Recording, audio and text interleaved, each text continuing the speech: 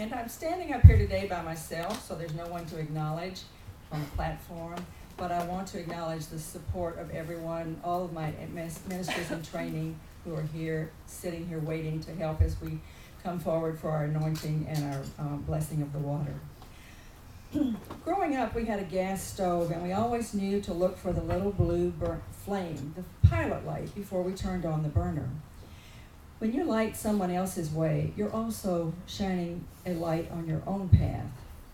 If you are a ray of sunshine for others, it's going to spill over into your life too. There is the concept of lighting the way for someone else and being a sunbeam for someone. But today I want to talk about holding the light as an exercise in soul growth.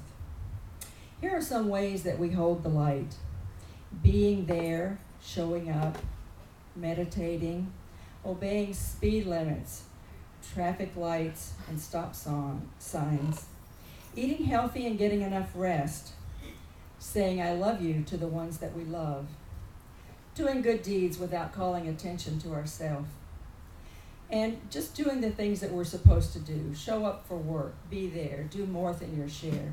And a friend told me one time about marriage, and I think this is true about anything we do in life. It's not 50-50. We have to give 110%. And that's the way we hold our light. That's the way we get the good things that come to us. In order to hold the light, we must let go of expectations and ego involvement. One way we can hold the light is standing up for a cause, by being present to the needs of others.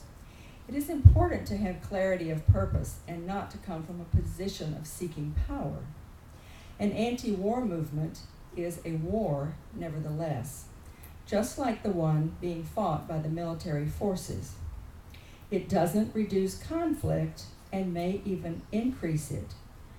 Protesters would distinguish between their war and the military conflict they oppose, but they aren't shining their light, and they aren't showing the world the difference between peace and war.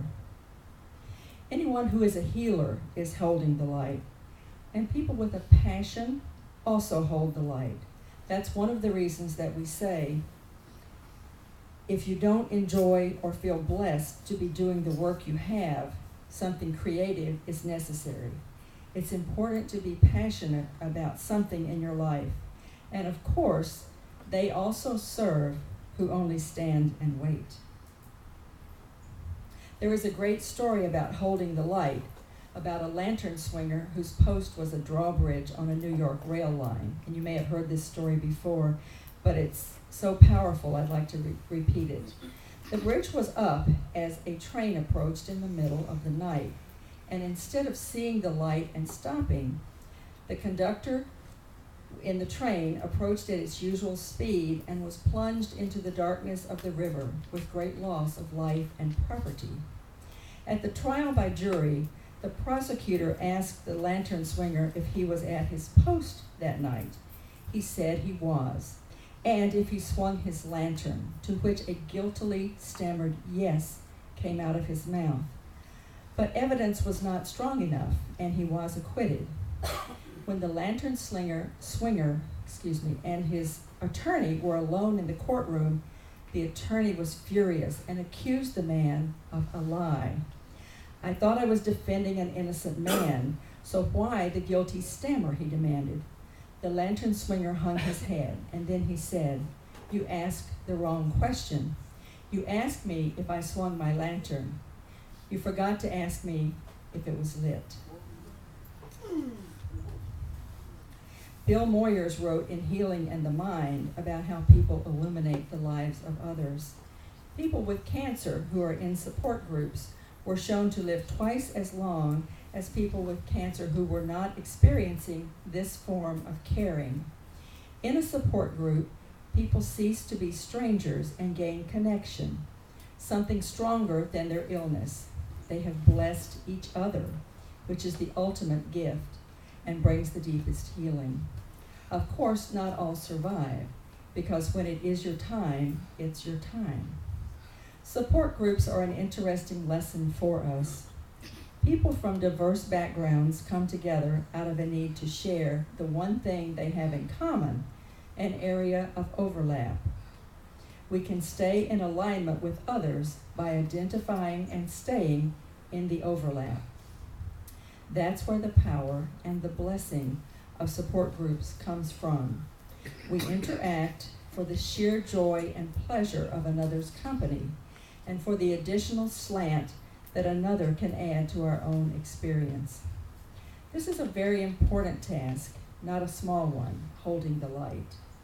We usually think of women as providing caring and nurturing of the young, but men can definitely hold the light as well. A dear friend of mine grew up with an alcoholic mother, and in her family, her father was the one who held the light for her. And I do know of several men who are the strong ones for their children, so God bless them. A Course in Miracles reminds us, I am the light of the world.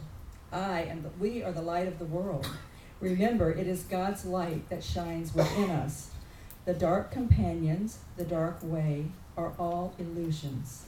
Turn toward the light, for the little spark in you is part of a light so great that it can sweep you out of all darkness forever. Am I a light in the world?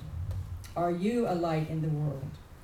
This is what we are here for, to spread God's light throughout the world. In order to answer yes to this question, are we a light in the world? Let's look at the dual nature of reality according to Kabbalistic wisdom. Specifically, everything positive in this world is opposed by a corresponding negative power.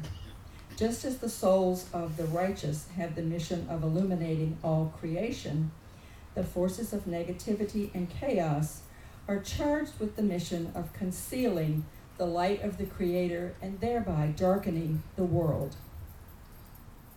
We must remember that our task of illumination includes not only performing positive actions, but also eliminating chaos and negativity from within ourselves. By doing so, we will truly bring light to the world, as well as joy and fulfillment to our souls. In order to be a person who holds the light, we need to take good care of ourselves, both physically and spiritually. Here I am reminded of some of the things that I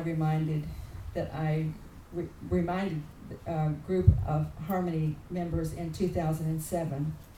Regarding friendship, we need to be ready to receive new friendships with people who mirror our interests and our ambitions. The angels are simply here to support us so that we can grow spiritually and help others.